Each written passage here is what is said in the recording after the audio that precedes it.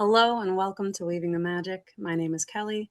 Thank you for joining me today for this incredibly exciting conversation. I'm going to be introducing you to my beautiful friend Dagmar.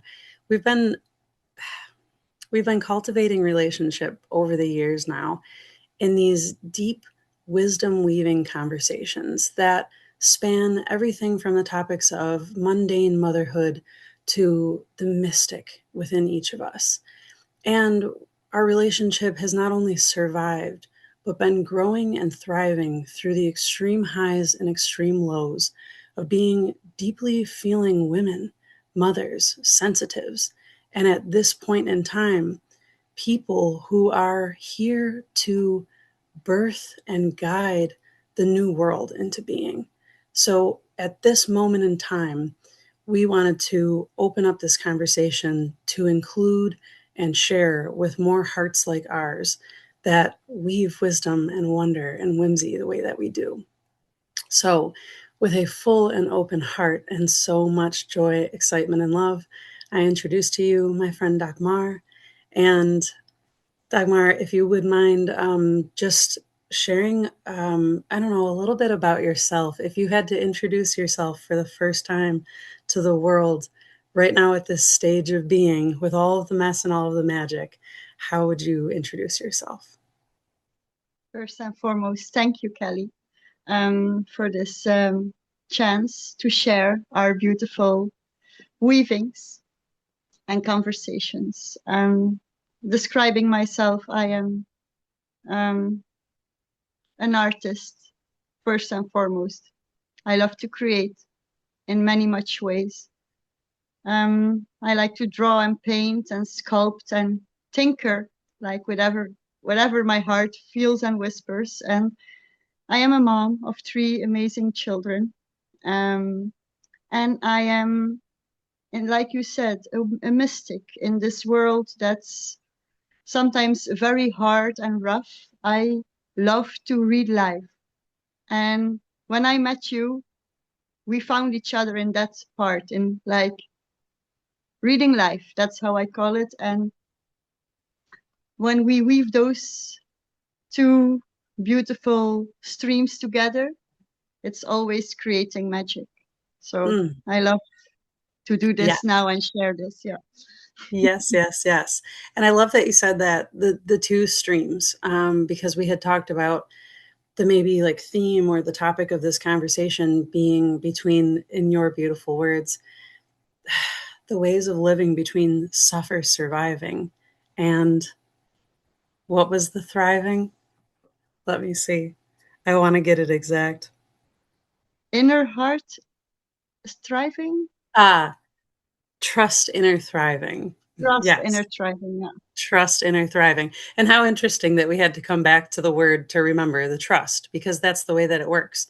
Yes. We have to go into the suffer surviving and then find our way back to the opposite pole of that inner trust. And if I may segue, it's so cool that we have this conversation that we can share between the inner outer, because sometimes my suffer surviving period lasts longer or the longest when I keep trying to go outside of myself, or I keep trying to fix the things outside of me that are killing me, that I'm trying to survive against. Like when I keep focusing on the suffer surviving and the things outside of me, it takes me farther away from my inner trust knowing, from my inner trust thriving. But there are certain key people in relationships like you and I share where when I go into me and into the madness and the sad and the dark and the deep and the bloody muddy, you are there too. You're no stranger to that place, so we can actually share. So I'm not seeking outside of myself when we enjoy conversation, which is so profound and beautiful. Yes. Yeah. I totally agree. And I feel. Say it again. I'm sorry. I feel you, Kelly. Maya is here as well. Oh, hello, Maya. Oh, beautiful. Perfect. And So the defined feminine is very much a part of this. And probably throughout this conversation, we are going to touch on many different parts of how that shows up. Because between those two modes or moduses, the suffering and the thriving, we as women have the opportunity and the ability to play in all many different roles. And that's something that you and I are constantly coming back to, how there's so many different ways that we show up in different characters. And I don't want to say masks because, but I will, because they're masks that you and I are no longer hiding behind, but that we're playing in. And you bringing my on camera, or back here, I've got Wild West Mary. The ways that the feminine shows up, um, it feels like this conversation may be breaking open the stereotypical masks of the feminine. Because for a very long time, it was like we only get the quiet, sweet, demure, or possibly like irrationally hysteric and overly emotional feminine. And now at this point, you know, we've come through feminism movements and women's rights and all across the world, different things. So now we've also got, though, this hyper masculinized, hyper independent feminine. And neither of those are thriving. No. So, you know, I'd love to, if you feel so called, to maybe touch on some of the different archetypes that you've been experiencing lately, whichever ones, whichever stuff, because we've been writing a lot back and forth poetry with like the hip hop type of mode for both of us. We're in our hoodies. So, you know, maybe you want to share a little bit, whatever's on your heart. Let's do it. Yeah. Yes. So for me, I felt when I want to empower myself, it helps to put on certain clothes. For example, when I put on a beautiful dress and I make my hair, like I had this day, the first day of the new year, I really made myself like my goddess me, to like put her out there and to be her and to like really connect to her. And she is very sensual. She is very wise, soft, creative, flowing, like delicate, fine-tuned. Even the fabrics, like this is what I'm wearing here. It's a very silky, colorful blouse. I love to wear it. And I combined it with this hoodie. And this hoodie is very recent. And it's also like going back to my teenage years, being on the streets and having like a kind of a rough side, a tough side, and a side that we I call it the lick my light side. It's a dear friend who introduced this term, and it's not a fuck it side. It's a lick my light. It's like I am empowered, and I will stand here strong. And bold can also be maybe a word. My first language is not English, so sometimes I search for words, but that makes it also sometimes very poetic. So the combination of those two is like I am like finding these parts in myself, combining them, and definitely for this conversation I felt I want them both. And I can play with more sides of myself, but those two are two I really feel the Yes. last weeks. Yeah. Mm. And so much that brings, there's such a thing with two with us today, always, right now, especially two, though, two, because that brings me to the soft and strong.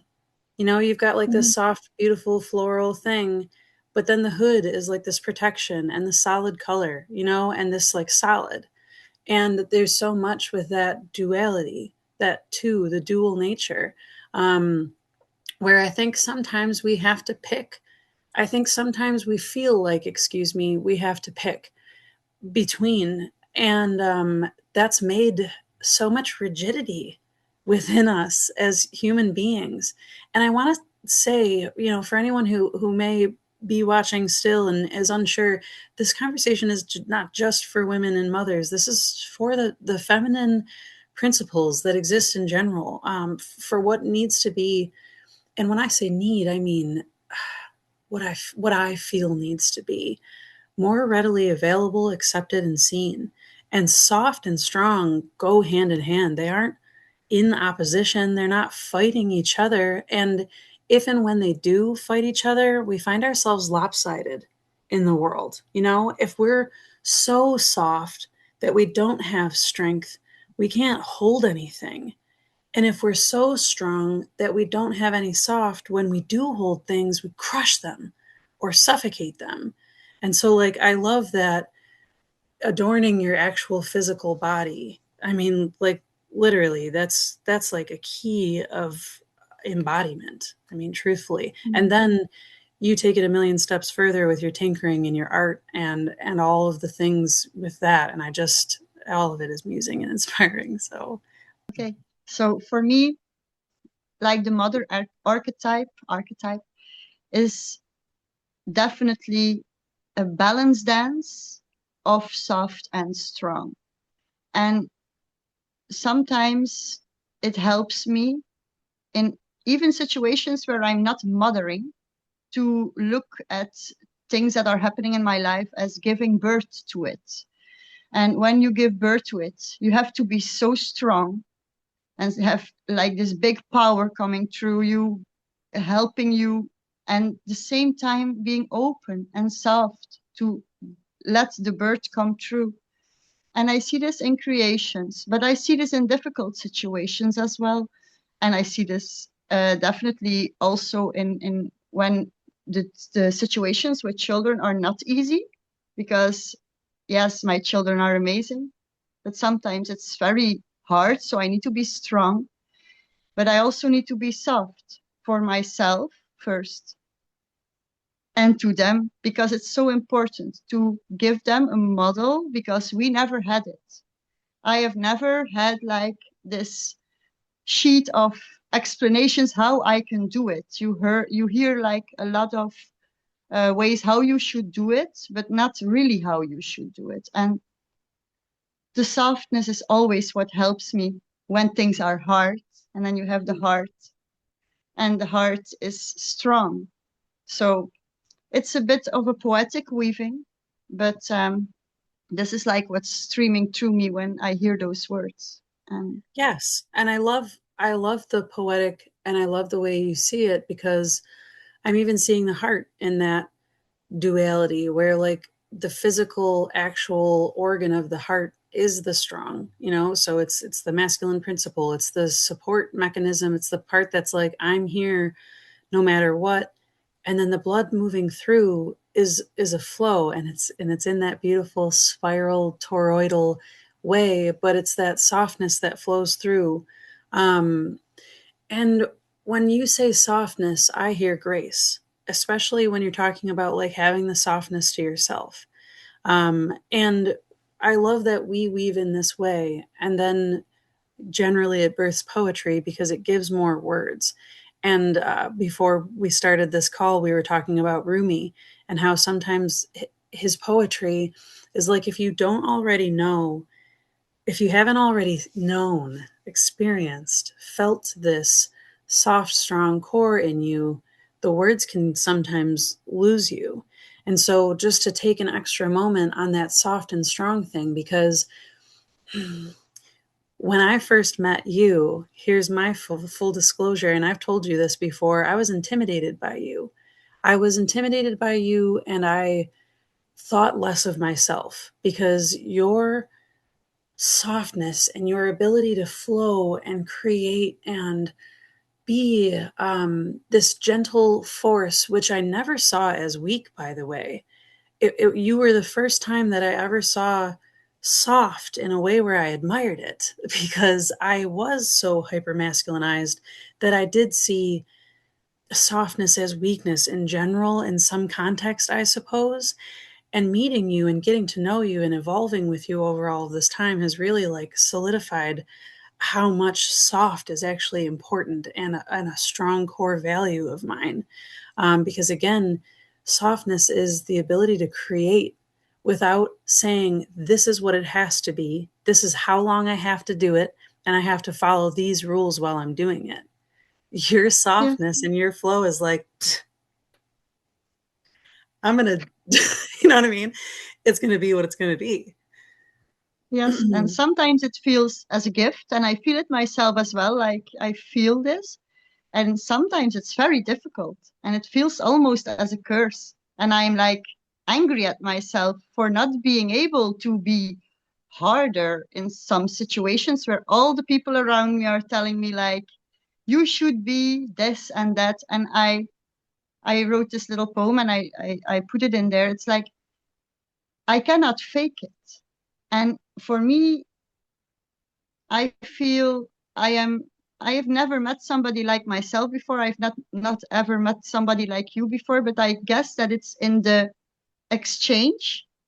We feel parts we don't have ourselves. So it's like a bit the same. I see you and I see parts that intimidate me a little bit. Maybe that's not the word, but that I would love to see in myself. So when we connect, we share and that's maybe also my hip hop hoodie a little bit. And in this whole thing we were talking about before, like knowing how to balance dance, because only soft, also me, I have suffered a lot because I'm so soft, but I don't regret it because I learned so much of it and I grow.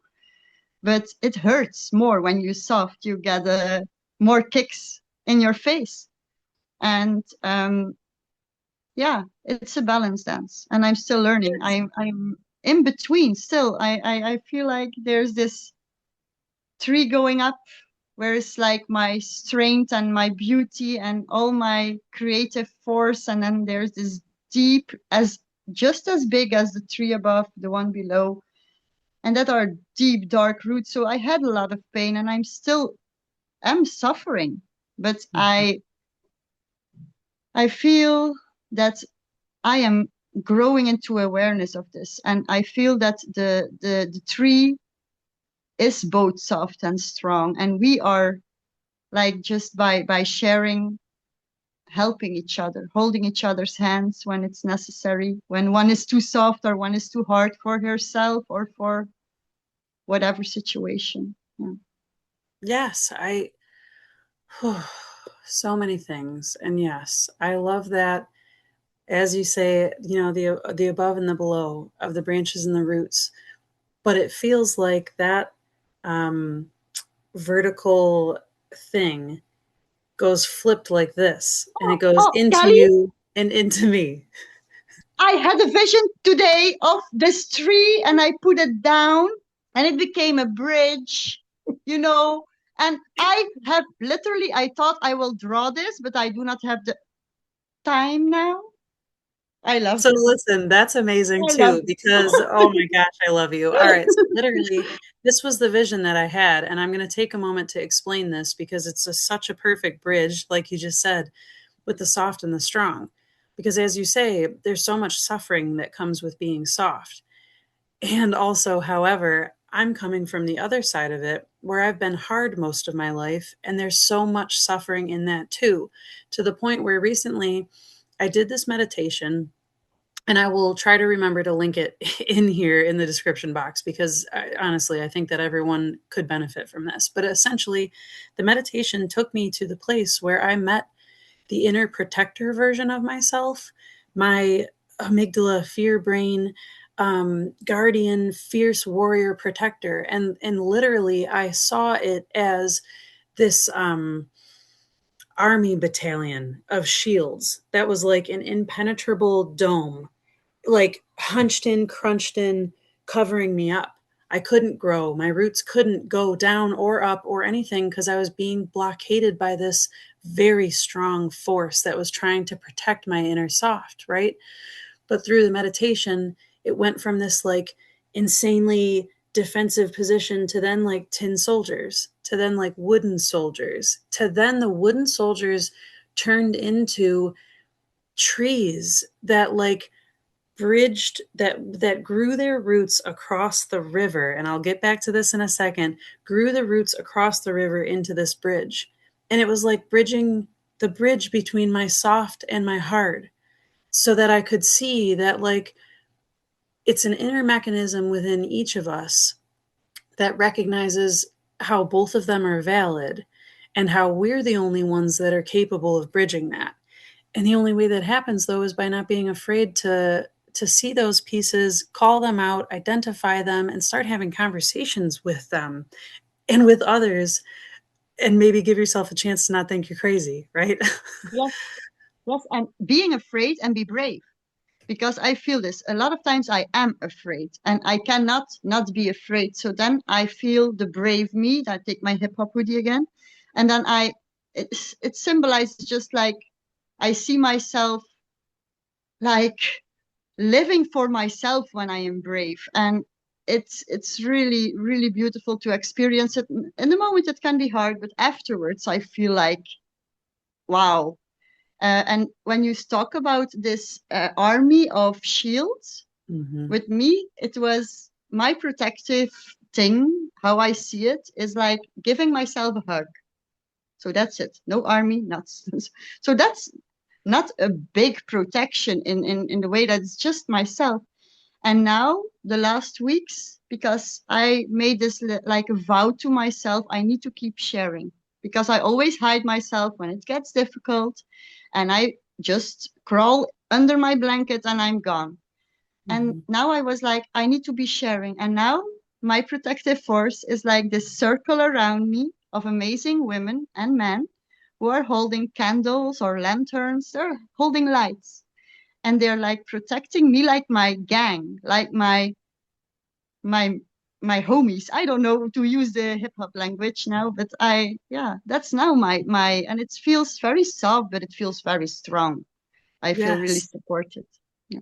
that's beautiful because what I feel and see in you sharing that circle of light and lanterns and like the gang around you, excuse me, is the same thing that I feel when I've been doing that with a full and open heart. Because to me, I see your circle being filled with light.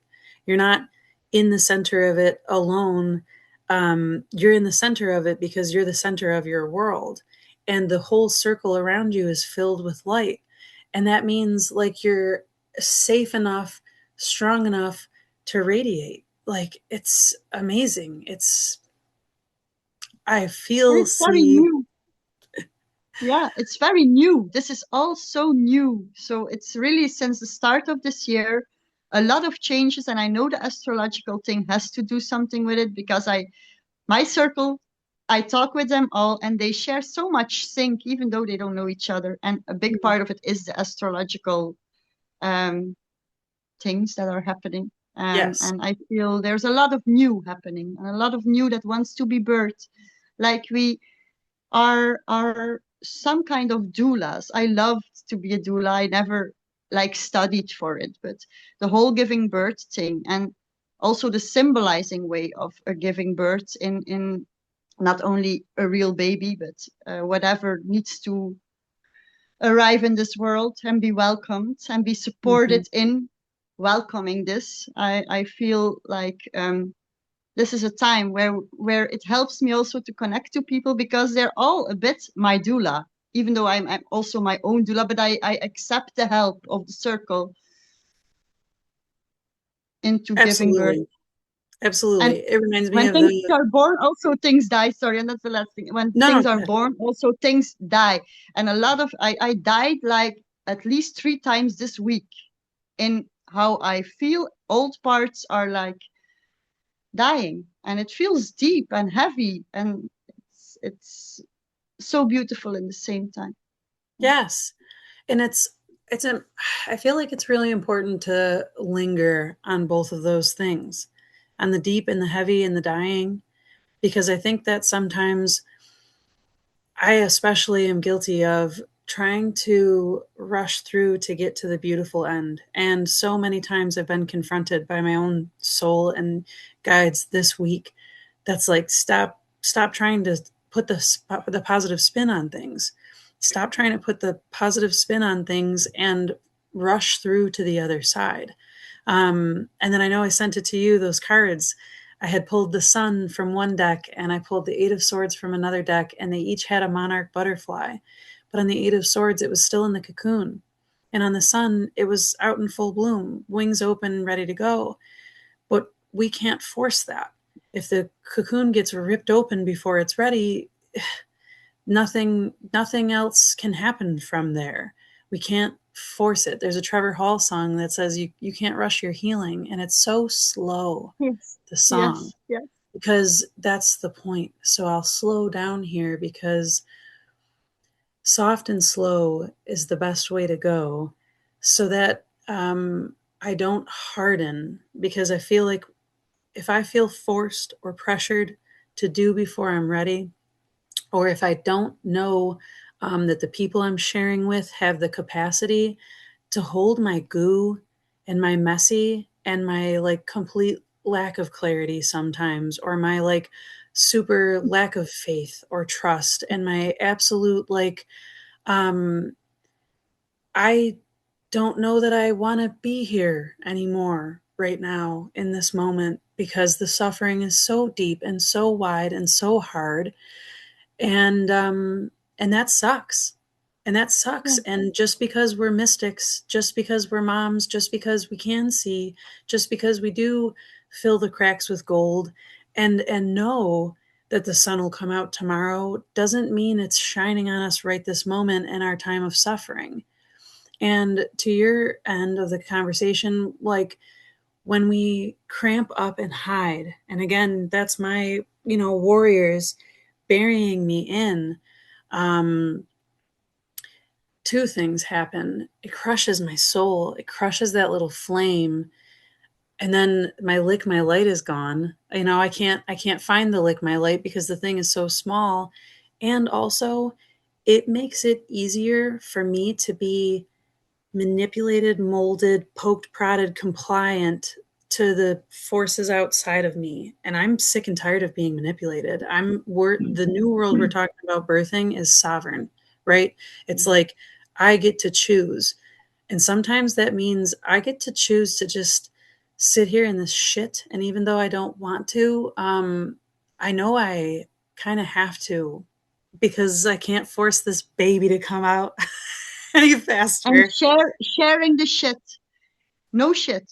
I am really having, since I am doing this, making so much progress in handling and shorten the periods of my, not to want to make them short, but they just, it opens up.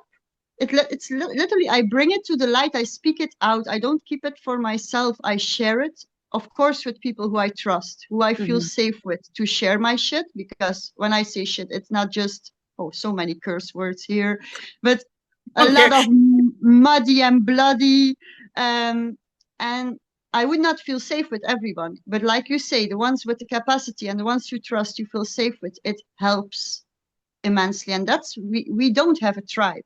A lot of Mhm. ways we are living now are not, and it always comes back to we as humans, human beings. I love this experience, but it's sometimes really, I think, what the fuck. But we need other people. We need other people. And a lot of suffering is, it takes a longer time to go through it because we are alone. And I think this conversation is just because we helped each other in this part, like feeling alone as a mom, feeling alone as a woman, feeling alone as an artist, feeling alone in many ways. That even though you have like online conversation or you have just some friends, it doesn't need to be a lot of them, but if they are like real ones, it Mhm. helps so much in shortening and easing and soothing the suffering.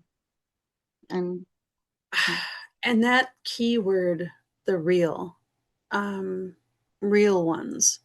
And I, I have to say, like, I wouldn't have found you. We wouldn't have connected. We wouldn't have clicked if neither one of us was willing to get vulnerable. Because it's like there was some divine knowing, like as soon as I saw you, you know what I mean? We met online in an art group. We met on some Facebook group about artists and spiritual artists particularly, and I'm so glad that I've forged so many little ties from that. But by far we've developed the deepest bond, and it was like, all of that was created just so you and I could find each other in some facets. But at that time, I had just started writing poetry for the first time in years. I was writing poetry in high school, and then I was blamed, shamed, guilted into like nobody wants to hear that. And also, you know, it wasn't, I was in survival mode. I didn't have time for poetry. So when we met, I was finally just starting to get vulnerable. I was finally just starting to find out that vulnerability is my superpower, really, and that Yes. I can only have a real experience. I can only really enjoy myself. I can only really feel love and acceptance and appreciation and elation and joy and all of the things that I want to feel if I really allow myself to be all here. And that means Yes. to stop that mechanism that makes me want to hide out of shame or whatever. And that's the only way we can actually find those people too that we can trust. Um, wow, because that was so hard, and now it's been so long. I forget just how hard that was. Go ahead. Full and open heart. Um, this thing I feel full and open heart because for me poetry is like the language you come to when you are really speaking from the heart. And even my hip hop, it's like the more tough version of it, but it's poetry. And Rumi as well. It's like when you talk from the heart, it becomes poetry. So when I read your poetry, I was inspired to because I was literally told by a friend when I was a teenager, you cannot write, you can draw, you can paint, but you are not a writer. And Mm. you inspired me and I started writing and now still I am writing. So I really love it to express myself. I can only do it by poetry. And that's something you inspired me in, definitely in being vulnerable in that, because when sharing that, I feel not as confident than when I draw something. For me, it Mhm. feels more vulnerable. Um, and I think that it's also being soft and strong. You need to be soft and strong to be vulnerable because Mm. the strong is being brave and the soft is being open. And I feel this open heart, full heart, very much in what you were talking about now. Yeah. Yes, thank you. I the strength in that too of being able to, like you said, you feel the fear, you feel afraid, but the bravery comes from like, well, I see other people doing it, and the coolest thing that I'm literally just now feeling is like the child bravery, where like, okay, usually I associate bravery with this warrior who's got this clear, confident knowing, but bravery starts before that as a curiosity, right? Like a little glimmer of Yes. inspiration. I feel it as like the Ace of Wands, just this tiny little firelight torch lantern, like drawing closer to your art, or you know, you're drawing closer to my poetry. Like, let me get a better look at that. Ooh, that's curious. Like, I wonder if I tried that, what, you know, what could I do? And that's like you had said, we need people. We need to be able to connect. We need to be able to share. And I think it's for that purpose to like divine sparks of inspiration. You know, we are all energy. We're all separate, but not separate, bright spots of energy in the field. And the brighter your spot, the more I can see you from way over there. You're in Belgium and I'm in the United States. And how would we have found each other if neither of us were willing to get vulnerable enough to start glowing, right? Yes. It's Oh, incredible. It's wow. so inspiring. Love Yes. it. Yes. And the need for connection and as well the need to create. I feel when, because when we share, we can start. We had this conversation, one call we had, and it was like really, we both felt like, la, and the whole motherhood was being heavy. And by the end of the conversation, we were like weaving it out. It was like, and I love this because you can also like have a group of people or conversations with people where it's just staying at the uh trouble Mm-hmm. thing. And okay, the troubles are there, the shit is there. But then weaving into it, that's the part what I really feel is needed because I I don't have anything in just sharing my shit. I love it when you have someone to look at it from a different perspective, or to help you find your own crystal core in yourself, or to mirror you what you could not see when you're alone. And that's why I love the fact of not being on myself so much. Like I'm really opening up, and it's so healing. And I wanted to say something else, but that's what I really feel. Yeah, no, and if it comes back up, certainly, bring it back in. Mm-hmm. But what I just felt when you were saying that weaving thing, and we were coming together, brings me back to like not trying to force ourselves to get into a better place, but also, like you said, not being with people who are just content at staying at ruminating in the problem and staying in the problem. Because, like, yes, Yeah. it's important sometimes to vent out, like, here's where I'm at, these are my problems, this is the frustration, this is the stuff. Like, it's necessary to say, like, gah. And also, And though, that's valid. That's very valid. And that very valid. needs to have a space. It needs to have space, and we can be a container for each other and ourselves. But in the same time, we cannot stay there. And it happens, like you say, it's not a forced thing. It's just naturally. And I wish Yes. this to the world. I wish this to the world, because I feel a lot of people are alone. I speak from experience, and now experiencing how healing it feels to keep on sharing, not just sharing the good parts of the beautiful parts, but the shit parts. Mm-hmm. It's amazing. It's So I amazing. have to bring this up. I pulled this Lotus card just now. Oh, I This is love out of it. the I love it. Yes. So out of the Define Feminine deck, and like how perfect, because again, our conversations this morning were like the mud and the blood and the shit and Yes. all of that. And here, like this could not honestly be any more perfect for resilience. Um, a while back in the conversation, you had said something that made me see this. It was about the suffering. It was about Mm-hmm. life is suffering, and that sucks, but it's also true. It's life is a cycle of suffering and other things all mixed together. But, like, let's be honest, the suffering will never be eradicated. The suffering will never be gone completely.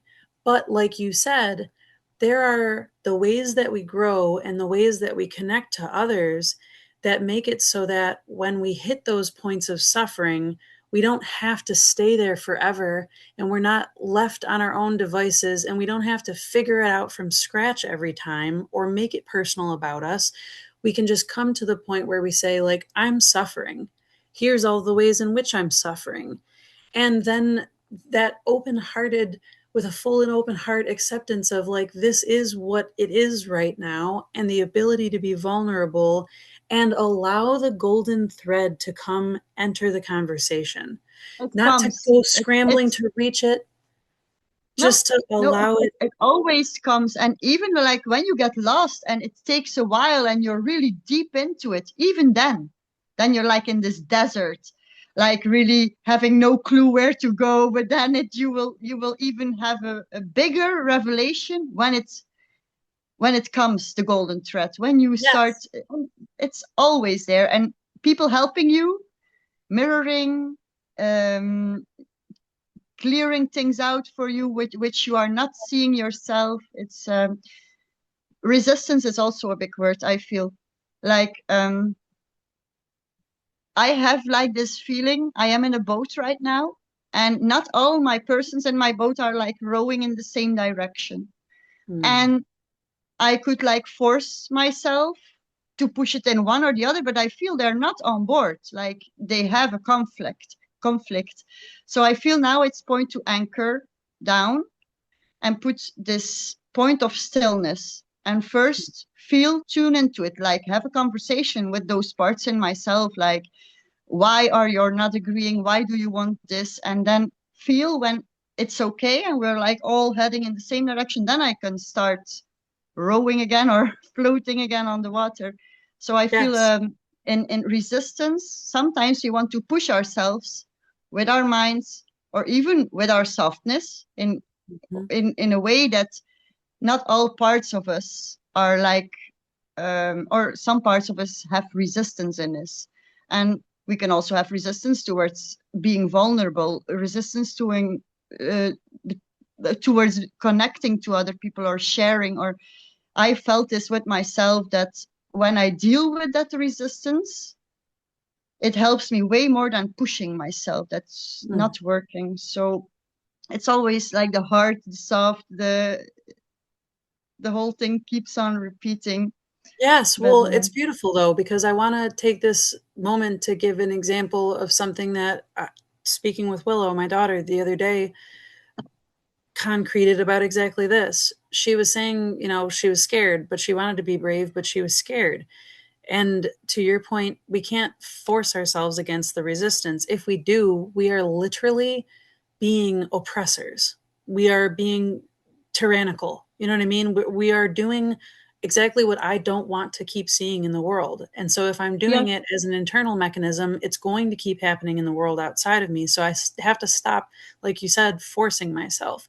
So when she's talking to me about wanting to be brave, but she's really scared, um, my dad used to do this, like, come on, Kel, you could do it way better than this. It's like hard, aggressive, trying to, like, pep talk me, but I didn't need it like that. It made me feel more um, self-conscious that, you know what I mean? It wasn't, I didn't need that hard way. I needed the soft way, which is what I said to her. I was like, what if maybe you could take your scared and make it as like a person?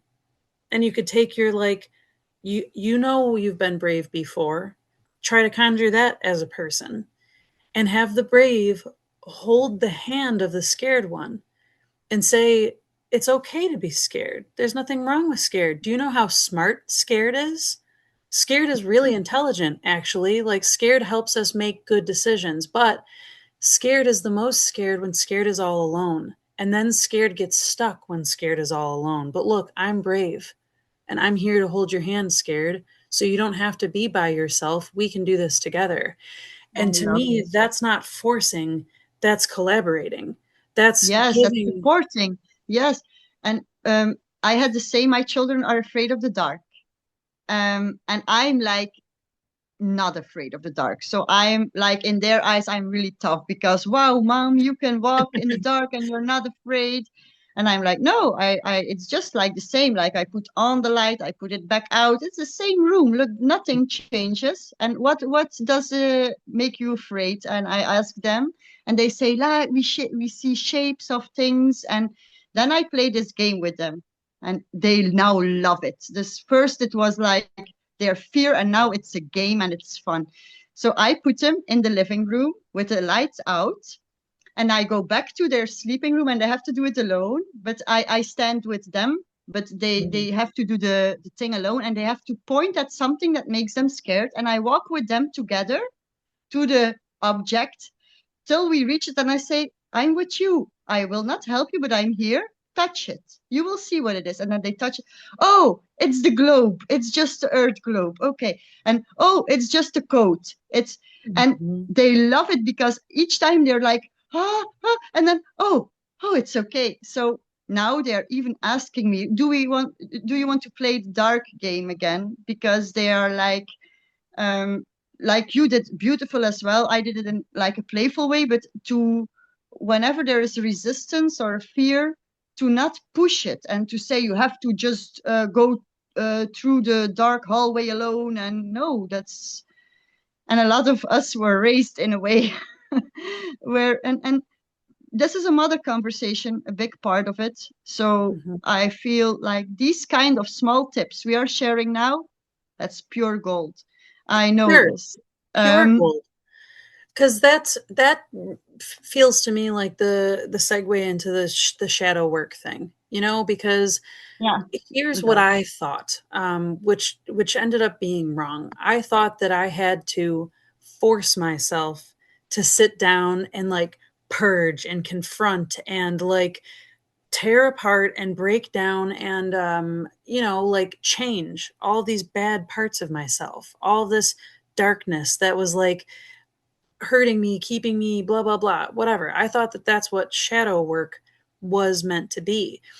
And in a way, yes, it is doing those things, but it's not by force, and it's not by like brutalizing or coming at it from this perspective of like, you're going to confront this, and if you can't, or like you're going to get rid of your weakness, in other words, like you can't be afraid of the dark, get rid of this.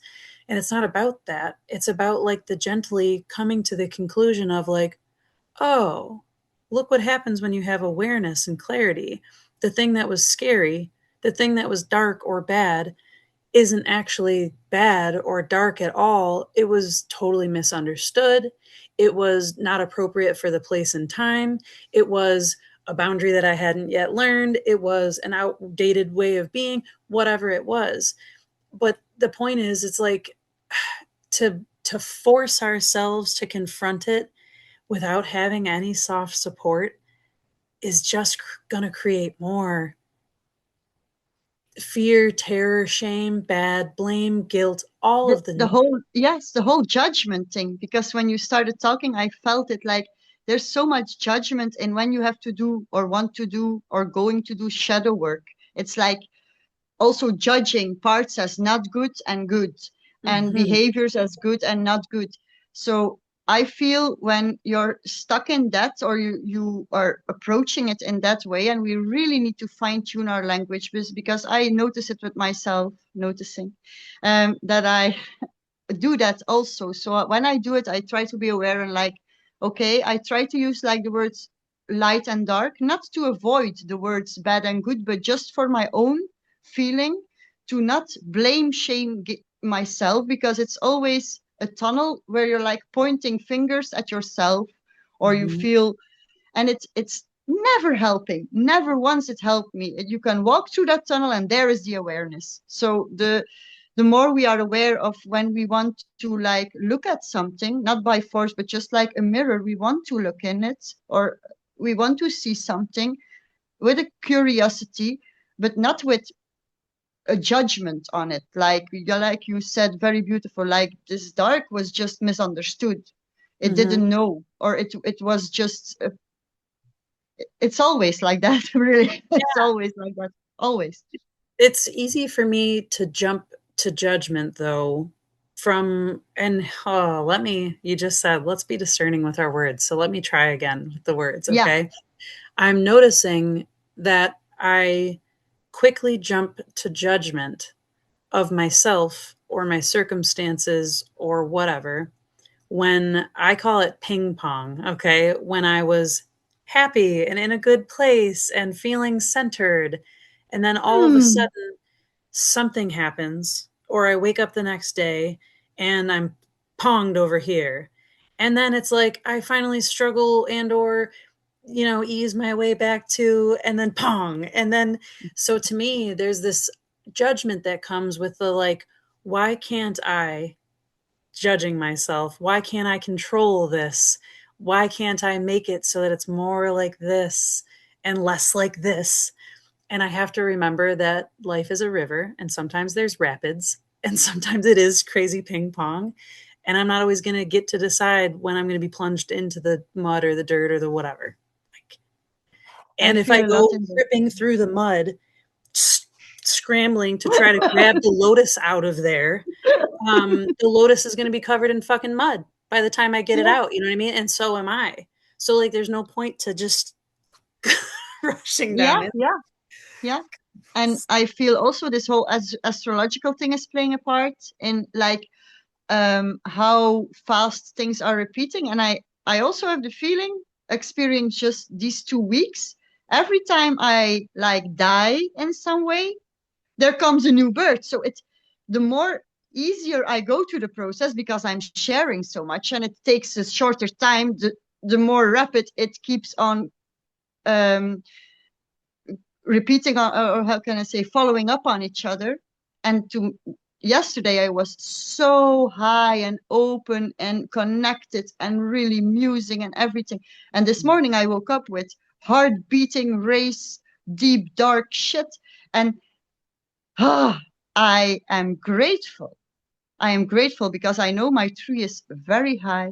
My roots Mhm. go very deep. So my ping pong doesn't make the small one. And even though you can put the tree flat, then the same, it's like a big change, a big contrast between the both of them. And Yes.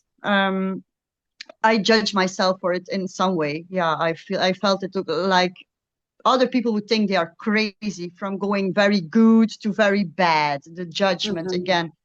But it's like the cycle of life, the dying and the birthing, and it's time isn't really a thing in it's not always at the same yeah, my words. I think you No, feel I what I'm love your words. Don't ever even feel, because again, sometimes like the things you search and then they make me feel even deeper.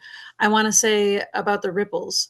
I just want to put the picture of it or the image of it there, because when you're saying like the higher the high and then the lower the low, to me that completes this circuit, and it makes a ring, and then you do it again and it makes a ring, and this is the tree getting wider, the circles Oh wider, yes. and Yes, the yes, ripples yes. going and flowing. And so like it's going through that process over and over again, that is the growth that creates the trunk of this tree that we can Yes. branch out from.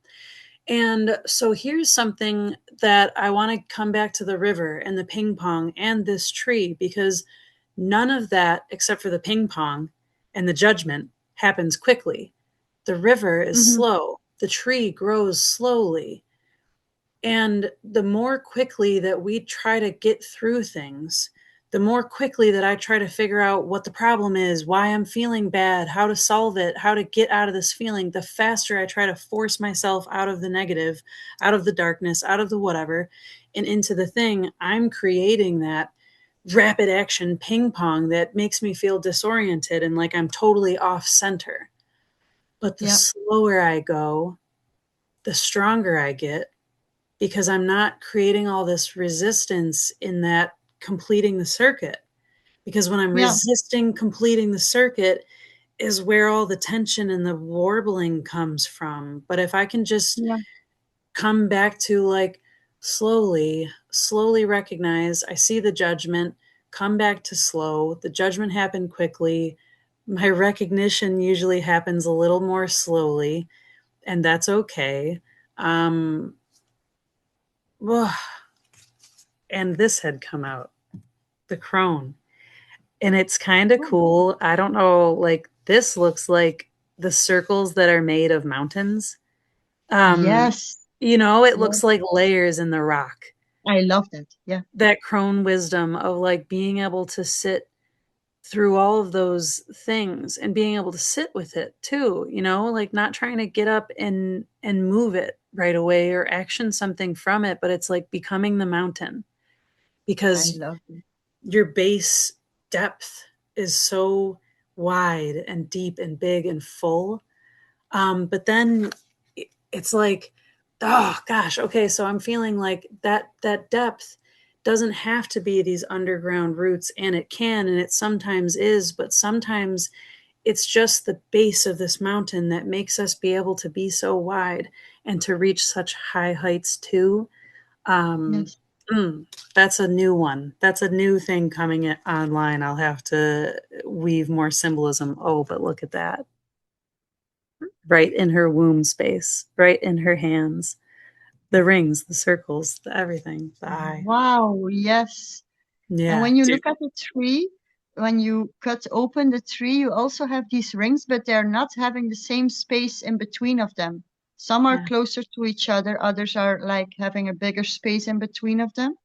Mm. And oh, I felt so much like the slow floating. You said like the river is slow and the river is soft. Like water for me is like a very feminine element. It's soft. It's not a hard thing, but it can smooth stones. And stones are Mm. very hard. The mountain, it's hard, but it has these layers where you can see that the water has like had his influence, even though it's a tough, hard material. Ah, I feel a lot in the hard and the soft with the whole Yes, water, because enough stone. consistent soft Yes, long yes, enough time of consistently applied soft makes gigantic changes. And you were on the live video last night, and may it resonate where it may, but for anyone that struggles to love themselves, this is that exact message. It's yeah, like consistent soft applied over long periods of time. No, you don't see, so if you place a rock under a drip of water, you could sit there for 2 years and not see anything happen, perhaps. But if you sit there for 3, 4, 5, 6 years, that makes a huge difference. There's going to be a hole in the rock eventually. You know what I mean? yeah, And I don't know how much time takes to take. We can't control yeah, that. That's outside of our control. But what we can control is applying that consistent softness, making yeah. sure that we're here receiving the consistent giving of soft. Ah, lovely. The- yes, the continuity. It's not easy. It's even when you pick a very small thing, and then you see how hard it is. And that's also something I just didn't get as a child to like grow up with it. So it's hard to teach yourself. But Mm-hmm. I love it to take very small things and then to see that even that is hard for me. So um, Yes. it needs to be like the soft and slow, small, sometimes really small, the small we can, the fine tune, just to have this little reminder. And if that starts working, then you can add something more because too much on your plate and you will not digest it, too much at once and you will not keep it in a continuity. And then you get this Yes. failure feeling like, oh, I had this week, I was treating myself well. And then the next week, it's completely the opposite. So, yeah, Mm-hmm. I feel that also helps in struggling and surviving and the thriving thing and the part in between of it. Yeah. Yes. Okay. So you just use the word fine tuning, and I want to hone in on that for a second because really that makes such a huge thing. So um, when I have a vague idea about what success is, or who I should be, or what I'm striving for, or what I want, the smallest little thing that's really hard for me will convince me that I'm completely not that. And here's my exact example. Um, I grew up with parents who didn't do the way that I wanted. You know what I mean? They didn't raise me the way that I feel a kid should be raised. Now that I'm a parent, I see how challenging it is to do even the smallest things because I am my own person with wounds and aspirations and feelings and changes and all of these things. And now I have my children that also have those things. And when I was a kid, I was like, why can't you just consider me? Why can't you just pay attention to me? Why can't you just, which seems so simple because it's like here I am right here and I'm a kid and I'm not seeing my parents, my grown up adult parents, all of the things that they're considering, all of the things that they have to deal with, and the pressure and the being your own self and the world that we live in and the all of it. Okay. So as a kid, it seems like, why can't you just? So I have to now, as an adult, fine tune what does it mean for me to want to strive to be a good parent? Because I still have this childlike fantasy of like, that means being perfect for my kids. That means always being there for them. That means always being there to witness and celebrate and always being joyful and always being. And I can't always be. I'm not always. I'm I'm a human with fluctuations and this process of suffer surviving and inner thriving from the faith and the trust that I'm fortifying. But that also means I have to spend time with myself, only myself, and not always my children. So Yes. I wanted to touch on like just how paradox, swirling, wild, crazy making sometimes that can be, and how the fine tuning, like you said, it comes down to the fine tuning and the allowing ourselves to artfully come up with ways where we create that fine tuning instead of little boxes of like, well, I have to do this and I have to be this and I have to be this. It's not about rigid fine tuning. It's about tinker fine tuning, like you opened me up to. I'll quiet so you can have time to talk. No, of course. Wow, I felt a lot.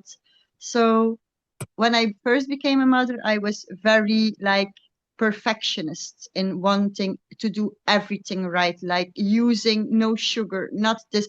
I even the materials of the clothes of my children, I didn't want to be not any chemical thing, and the wooden toys, no plastic. But it was fucking exhausting, and I was putting so much energy in like managing everything. And even when I went on a visit with my children to somebody, I was like constantly putting myself under such a big stress. And then I saw like I cannot handle it. And the more I let it go, and also like wanting to be there always for my children whenever they cry, I still feel that. But I feel now that the difference is in myself. I don't get a big stress about it. I'm calmer, and I am like, okay, if I can give what I can give. Mm-hmm. And the more real we are, the more authentic we are, even when sad or even when not happy. Even my son tells me like, you're not happy and you didn't smile today. And I was like, yes, today I didn't feel happy.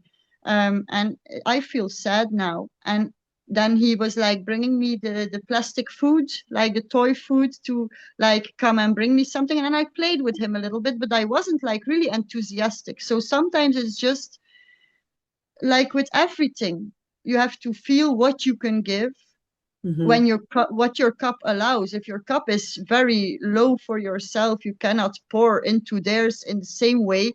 Then in a different week or a different day where you're like, wow, in your flow. And then I do the funny things, and I'm not really good at it. But and then I see like this is more real than when I would fake it. They will feel it, because when I fake it, they start to fight or they start to struggle in the game I'm trying to do, because they know it's not genuine.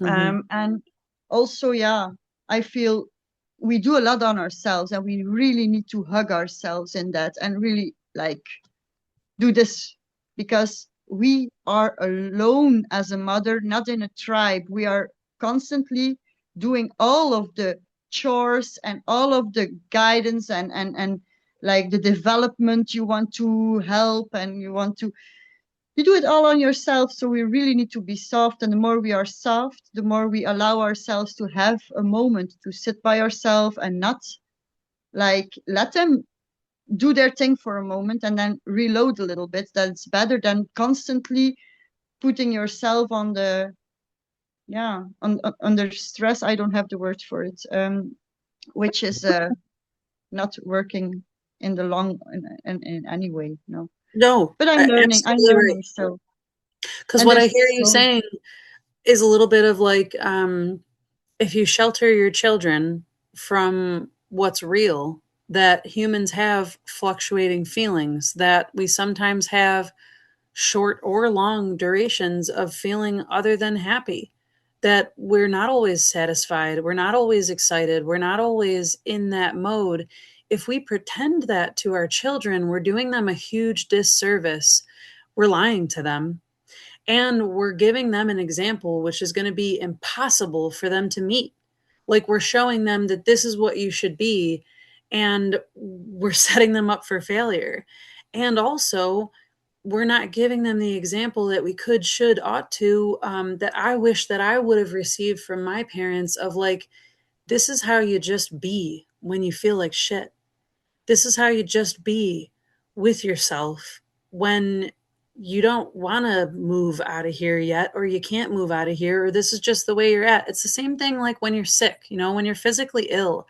That's a time to rest. That's not a time to like, quick, let me shove some medicine in me and hurry up and force this to get over with so I can get back to work or get back to business as usual. Like, these feelings, these down periods, these emotions happen to, for some reason, to show us something, to teach us something, to help us experience something. And if we shield ourselves and our children, or either of them, from getting to experience that, it just gets harder and harder over time. And we live in a place where like karma is real. And what I mean by karma is not like punishment for bad doings. Mhm. What I mean is like you plant seeds with your every action, thought, decision, choice, resistance, allowance. and those seeds will grow into whatever you're planting. And eventually, you know, so me in my life, I never knew how to handle or be with myself or express or share with others in my negative, in my not so great feeling. And it just got harder and harder over time. And I got lonelier and lonelier over time until finally I found myself in addiction. And then, you know, in the rooms of Narcotics Anonymous, I finally figured out, like, oh, I have to, like, to save my life, start sharing about this stuff. And now it's evolved to this point where I'm not trying to save my life anymore. And I'm not always trying to get out of surviving, but I enjoy so much the thriving and the Or, weaving, um, of course. that I can't pretend anymore that the suffering isn't part of that, that it doesn't directly get me to that. You know, like, I don't know. I'm losing the thread, but you know, No, I I think, feel you. And a lot of suffering is created by wanting to feel good. mm, So naturally, our state is to love more, to experience the good feelings, happiness, joy, whatever, states of positive. But the whole negative feeling part or emotion part is something we like want to avoid, and that creates suffering because mm-hmm, in life there will be suffering because yes, it's just you cannot avoid it. And when children and I'm figuring this out day by day, and it's evolving and changing because I don't have an example of how to do it, and every child is different in mm-hmm, how they what works for them, and I'm doing it for myself also. So it's really a learning process. But I think one of the biggest gifts you can give your children is helping them navigate through dark so they can see that it's something that doesn't consume them totally, that they know how to handle, they know how to process, they know that it feels like this, but they are not too overwhelmed by it like I was. And I mm-hmm. hope my children can have more tools in working with the difficult feelings. Yeah. I love that. I love that. I hope my children can have more tools. And this brings me to, like, what our whole relationship is based on is the symbolism. It's the mystic. It's the seeing beyond what is seen. And this was the most recent card that came out that I haven't touched on yet, the river, even though we've been talking about it the whole time. Isn't it awesome? I love it so much. It's Um, beautiful. because the symbolism of the river is so much. And I actually said this to Matt last night. Matt is my husband, for anyone that doesn't know, but Matt grew up on a river. And when him and I first started dating, so much circulated around the river. And last night I ended up saying to him, I'm so glad you're the river, because sometimes when I'm ping ponging, I remember that the river does the same thing, but slowly. You know, it ebbs Hmm. and flows and it moves. And like you're saying, suffering is inevitable. Suffering happens at points along the river. And if we can equate suffering to, like, the deepest depths of the river, and where we equate thriving to the floating on the river.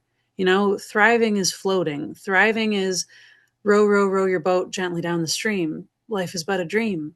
Everything is Yeah. merry.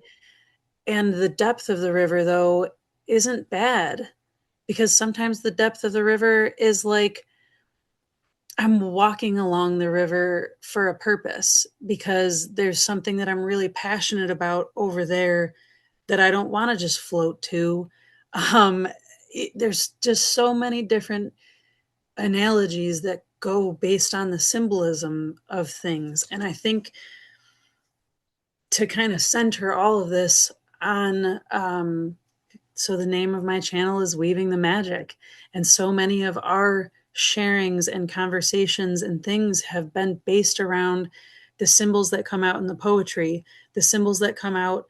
And I think that's what, when I had the idea that we would have this conversation and we would share it, is because this conversation is a symbol of what I want to see more of in the world. And me inviting this conversation, creating this conversation, publishing this conversation, and sharing it with you is my own personal symbol to myself of how much power I actually have to create the change that I want to see in the world. And so, am I like taking ownership of the world and changing everything? No.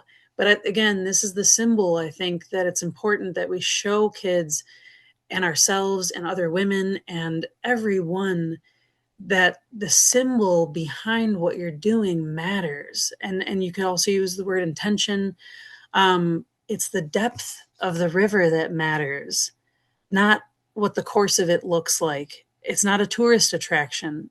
You know, it's not about what it looks like. It's about what you feel while you're moving through the river. And Right? it's in motion. It's constantly in motion. And I love the that also, like the river is never standing still. You have water that's standing still, and the river will always be moving.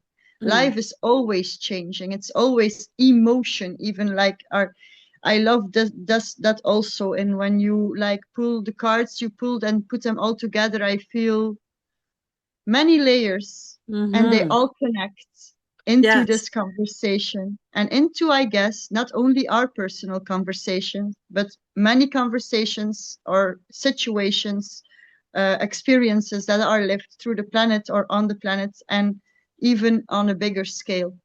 Mm-hmm. I wish the world a lot of intimacy, um, the into me see, because when you're really are vulnerable and let someone you trust look inside of yourself. For me, it's nothing sexual or sensual.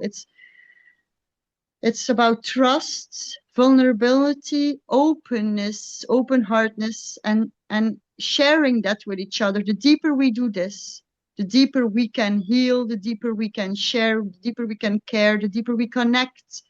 And the world needs connection. And it lacks it in, we don't have tribes, we don't have as mothers the support we need, but the more intimate we share with the ones we do have, the more it empowers us, the more it helps, like also like a stream that's also a river, like our stream, our weavings that ripple or go into the world. And yeah, I love it. Yes. I love that because you're saying the rivers, and I'm so many things. Intimacy, intimate, intimate. So into mate. And when you're on a boat, it's called a first mate, the partner, the witness. There's the captain, and then there's the mate, the first mate. And so, like, the more of us that decide to be in our own rivers, just be there, you know what I mean? To be the river, to just be that flow that has its shores where sometimes you can rest on, that has its depths where sometimes you're drowning, that has those floating, slow going parts and all the rapids. The more we can just embrace that we are in and on and of the river, the more rivers there are, and all rivers meet in the ocean. Yes. And a while earlier in this conversation, you had said something when we were talking about the symbolism of the trees and how not all of the rings are close together or the same closeness, right? And there's still some part of my heart, my optimistic, beautiful, loving heart, that would love to see and even just believe in the idea that all people could embrace this. But my cynical, realistic perspective says that not all circles, not all rings are as close, not all people are intimate, because look at all the variety in and among the river. There's all sorts of different creatures. There's plants, there's rocks, there's things that move, there's things that don't, there's things that feel and breathe, and there's things that don't. And so what I know in my life right now is that I want to be a flowing river, and there are others that are the flowing river. And this is the way we form the tribe. because all rivers meet in the ocean. And even if yours starts in Belgium and mine starts here in the States, Yes, I love you it. know, Yes, like there's a point at which we meet. And that is so rewarding and inspiring. And if yes. all we have to do is let ourselves flow and we get to have that union, community, depth, and intimacy, like I'll let it move through me. I'll let it all move through me. It's worth opening to all the pain and the suffering, to be able to reconnect like this, to Yes. find pieces of myself in you and vice versa is just incredible. Really. I am so Mm. grateful. I am loving this. So there's one more thing I want to point out too in these cards. Look at how awesome this is. So if I can hold these all up at the same time. Yes, Here's the crone sitting on this in the lotus. yes. Okay. So here she is on that rock. But then those rocks are back here up Oh, above this there. river. Yes. And here she is diving in. And so, like, this whole thing is full circle of like, sometimes I'm sitting waiting for the thing to bloom out of the mud. Sometimes I'm sitting in the mud. And sometimes I'm so high up above it that I feel like diving back in. And It's, sometimes we need a bridge to bridge the river.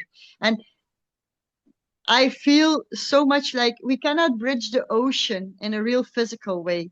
But when you're talking about a river, you can make a bridge. It's possible. And you can be creative in that, in how you make a bridge. I build a bridge with my I'm already like, maybe this is nice to record, I don't know. But I built a bridge with my son, and we were searching ways to build a bridge, and now I'm just, oh, I'm that feeling so makes much. It's just so beautiful how it all comes together. Oh no, the tree. tree of life. And then this is very cool too. I'll put it over here. So she's shooting the arrow. This is Artemis, the moon goddess, the archer, the Oh, wild. It says untamed. And look at that moon up in the tree of life. yes. Ah, Oh, I love it. I and love it. so the aim of the arrow, by the way, I had mentioned it last night in that live video, Black Moon Lilith in Sagittarius, the archer. Black Moon Lilith, the untamed. Black Moon Lilith, all of these parts of the feminine that have been not allowed, not able, not encouraged, not celebrated, are ignoring all of that resistance, and the resistance is gone. The resistance is something else that other people can do now, because the feminine is saying, yeah, well, I'm not. My arrow is in the bow and I'm here calculating, at Yeah. which phase of the moon do I want to strike?